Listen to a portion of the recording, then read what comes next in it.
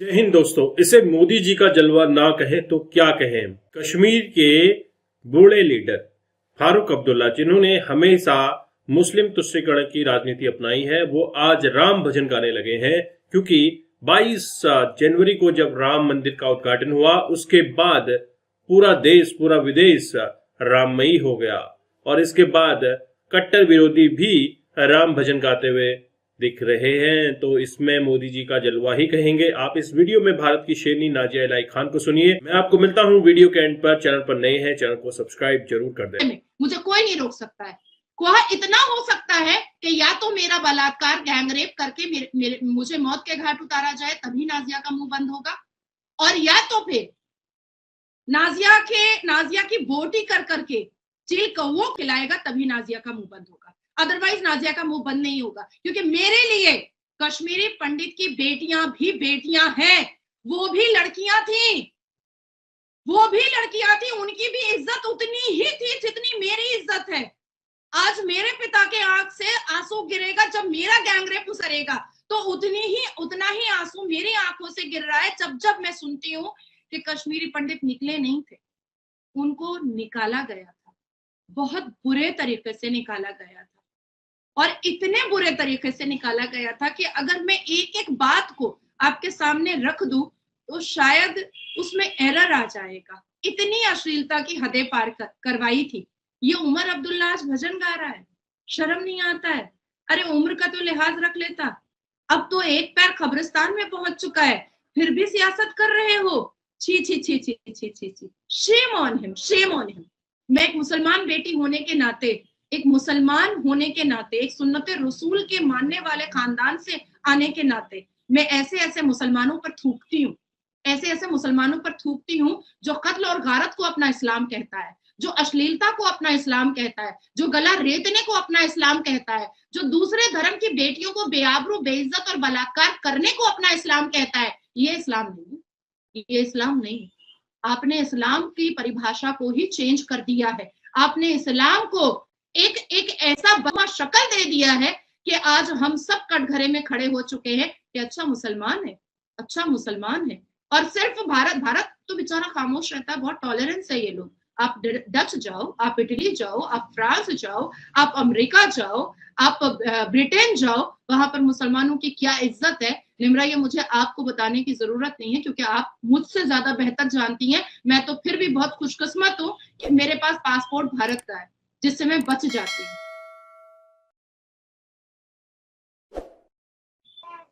Exactly ma'am, मैं भी हमेशा यही कहती हूँ कि सऊदीया के मुसलमानों के लिए तो कोई रिस्ट्रिक्शन नहीं है, दुबई के मुसलमानों के लिए तो कोई रिस्ट्रिक्शन नहीं है, तमाम मुस्लिम ममालिक के लिए कोई रिस्ट्रिक्शन नहीं है। रिस्ट्रिक्शन अगर आती है तो हमारे लिए आती है, कुछ ना कुछ तो हमें भी खामी होगी ना, जिसको हमने बेहतर करना है। मैं हमेशा अपने प्रोग्राम्स में ये मेंशन करती हूँ। और आज इनॉग्रेशन थी राम मंदिर की, तो मैंने एक और न्यूज पढ़ी है कि इसरो ने ऊपर से लाइव इमेजेस भेजी है राम मंदिर की इनॉग्रेशन की, और आप भी शामिल थी राम मंदिर की इनॉग्रेशन में। तो आप क्या कहती हैं, कैसी रही इनॉग्रेशन? मेरी आंखों में पानी आ गया है। और मैं पिछले 10 दिन से कभी दिल्ली कभी अयोध्या, कभी दिल्ली कभी अयोध्या कर रही हूँ। मेरी आंखों में पानी आ गया। मैंने जब भक्तों को देखा ना, वहां पर कोई सेलिब्रिटी था ही नहीं मेरा। बड़े से बड़े सुपर स्टार भी सिर्फ भक्त बन के बैठे थे, बड़े से बड़े नेता मंत्री भी भक्त बन करके बैठे थे। और जिस तरह से भारत के प्रधानमंत्री मोदी जी ने 11 दिन का उपवास रखा था, और हम सब ने उनके नेतृत्व में उनको अपना मार्गदर्शक और अपना मतलब आइडियल बना करके हम मुसलमान बेटियां भी नॉन वेजिटेरियन, लहसुन और तेल, ये सारी चीजें हमने भी त्याग किया हुआ था। और आज तक हम लोग खिचड़ी पर हैं। कल रात भी हमने खिचड़ी खाई है। तो जो इमोशन मैंने देखा, जो मैंने एक भावुक लम्हा देखा है मेरी अभी भी जुबान लड़खड़ा रही है। वो मतलब मैंने कभी नहीं देखा था। मैंने वो चीजें कभी नहीं देखी थी। मैं इसको बहुत इजी तरीके से निम्रा में बता देती हूँ, तो आपको भी समझ में आ जाएगा। सपोज के हम 30 दिन रोजा रख करके जो ईद मनाते हैं, आप सोचो कि हम 500 दिन रोजा रख करके ईद मनाएं तो हमें कैसा 500 साल रोजा रख करके ईद मनाएं तो हमें कैसा एहसास होता। तो 500 साल इंतजार करने के बाद आज भारत को उसकी पहचान मिली है। आज भारत को रामलला वापस मिले हैं। 14 साल का वनवास था भगवान राम का, और यहाँ पर भारत में कुछ गलत नेताओं की वजह से और भारत के वासियों ने कुछ गलत अपने प्रधानमंत्री को चुनने की वजह से भगवान राम का वनवास जो है वो 14 वर्ष से 500 वर्ष हो गया, और 500 वर्ष के बाद आज पहली बार भारत का एक एक व्यक्ति, इवन इस पूरी दुनिया का हर एक हिंदू आज खुश है, हर एक हिंदू खुश है। मैंने तो देखा कि काफी विदेश के जो जितने भी प्रेसिडेंट हैं और जितने भी प्राइम मिनिस्टर्स हैं, उन्होंने भी गंगा स्नान जैसा किया है, उन्होंने भी पूजा किया है, उन्होंने भी आरतियां उतारी हैं। और अमेरिका से, उसके बाद फिर डच से, इटली से, ब्रिटेन से, सऊदी अरबिया से, दुबई से बहुत सारे वीडियो जो है वो वायरल हो रहे हैं कि वहां पर भी राम भक्ति में सब कोई लीन है। तो बहुत खूबसूरत मंजर था, बहुत भावुक मंजर था, बहुत इमोशनल और बहुत टचिंग मंजर था, जिसको मैं शायद मैं लफ्जों में नहीं बयान कर पा रही हूँ, लेकिन मेरी आंखें और मेरी शक्ल बता रही होगी कि आज पहली बार मुझे एहसास हुआ है कि न्याय हुआ है, और मोदी जी के नेतृत्व में वाकई में हिंदुओं के साथ न्याय हुआ है, सनातनियों के साथ न्याय हुआ है। बहुत पहले होना चाहिए था, बहुत पहले होना चाहिए था। और मैं कोसती हूँ उन नेताओं को जिन्होंने इनको इनकी भक्ति से, इनको इनके भगवान से दूर रखा। मेरा कर्ज लगे ऐसे नेताओं को और ऐसे लोगों को जो किसी की श्रद्धा, किसी की आस्था, किसी के बलिदान को मतलब बहुत मामूली समझ रहे थे। तो जैसे मेरे लिए मेरा अल्लाह बहुत बड़ा है, वैसे ही सनातनियों के लिए उनके राम भगवान बहुत बड़े हैं।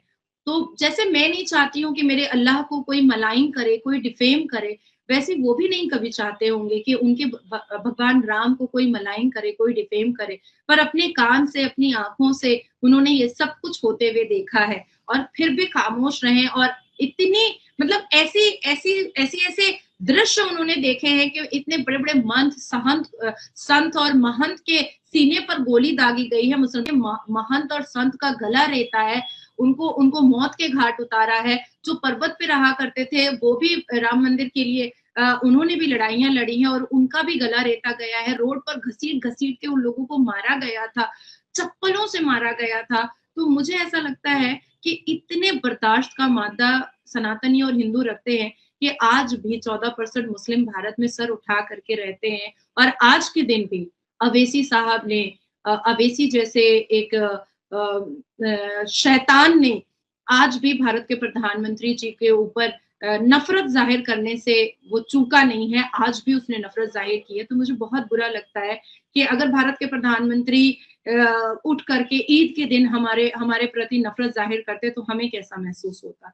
तो आज पूरी दुनिया के हिंदुओं के लिए बहुत बड़ा दिन था, और ऐसे मौके पर अवैसी जैसा खराब इंसान जो किसी की श्रद्धा और आस्था पर नफरत जाहिर कर रहा है, मुझे लगता है कि वो जन्नत से बहुत दूर है, बहुत दूर है। क्योंकि प्रॉफेट मोहम्मद सल्लल्लाहु अलैहि वसल्लम कहा करते थे कि हिंद की खुशबू उनको बहुत पसंद आती है, और कई हदीस में भी जिक्र है कि हिंद की खुशबू उनको बहुत पसंद आती है।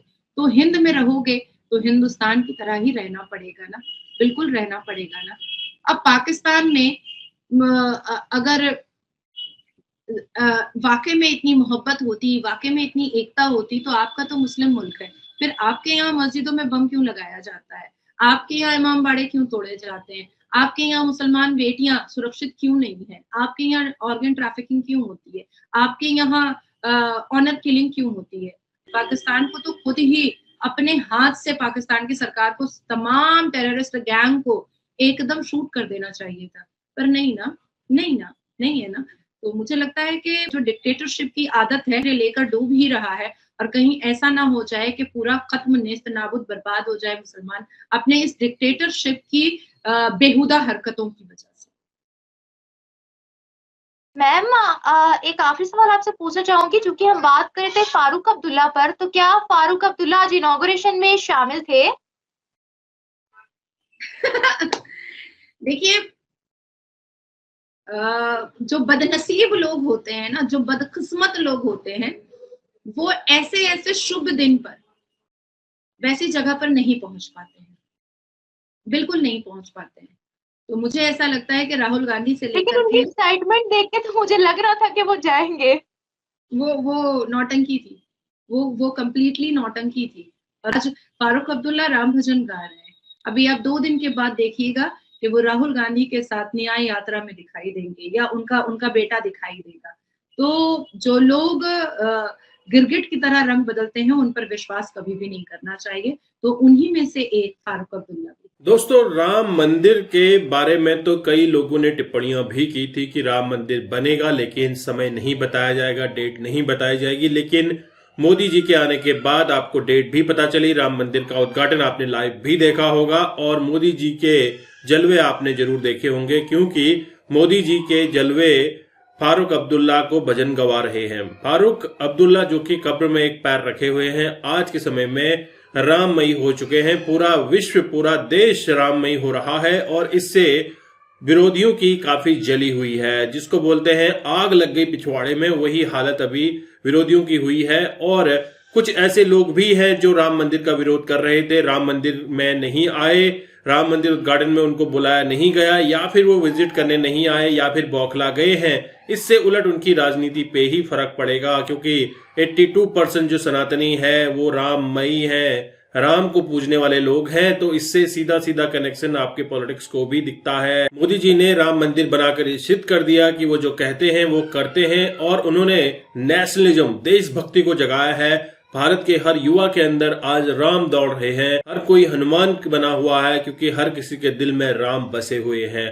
वहीं कुछ ऐसे लोग हैं जो भारत विरोधी हैं, भारत में राम की उपस्थिति उनको खटक रही है, और जिनका संबंध सीधा पाकिस्तान से है, वो पाकिस्तान से मिलकर भारत में गजवाए हिंद करना चाहते हैं। लेकिन अब तो ये हो गया भगवाए हिंद, और धीरे धीरे आपको पाकिस्तान में भी भगवाए हिंद होता हुआ देखने को मिलेगा, क्योंकि जिस तरह से पाकिस्तान के हालात हो रहे हैं, तो पाकिस्तान भी सीधा अब भारत में मिलने की कोशिश कर रहा है। और पाकिस्तान के एक्सपर्ट्स, सो कॉल्ड एक्सपर्ट्स कह रहे हैं कि भारत से दोस्ती कर लीजिए। जो अभी तक भारत को अपना दुश्मन बताते थे, वो आज खुद कह रहे हैं कि भारत से दोस्ती करना ही उनके लिए फायदे का सौदा साबित हो सकता है। इसके लिए तो भारत ने कई बार अपने हाथ आगे बढ़ाए हैं, दोस्ती का राग अलापा है भारत ने, लेकिन पाकिस्तान ने किया क्या, उसके उलट पीठ में छुरा भोंक दिया। तो उसका खामियाजा उसको खुद भुगतना पड़ेगा, क्राइसिस से खुद आपको जूझना पड़ेगा। तो दोस्तों, आपने नाजिया इलाही खान के इस डिस्कशन को काफी इंटरेस्टिंग ढंग से सुना। अगर आप इसी तरह के नाजिया इलाही खान के इंटरेस्टिंग वीडियो चाहते हैं, जरूर कमेंट कीजिएगा। मैं आपको मिलता हूं नेक्स्ट वीडियो में, तब तक के लिए थैंक यू। जय हिंद, जय भारत।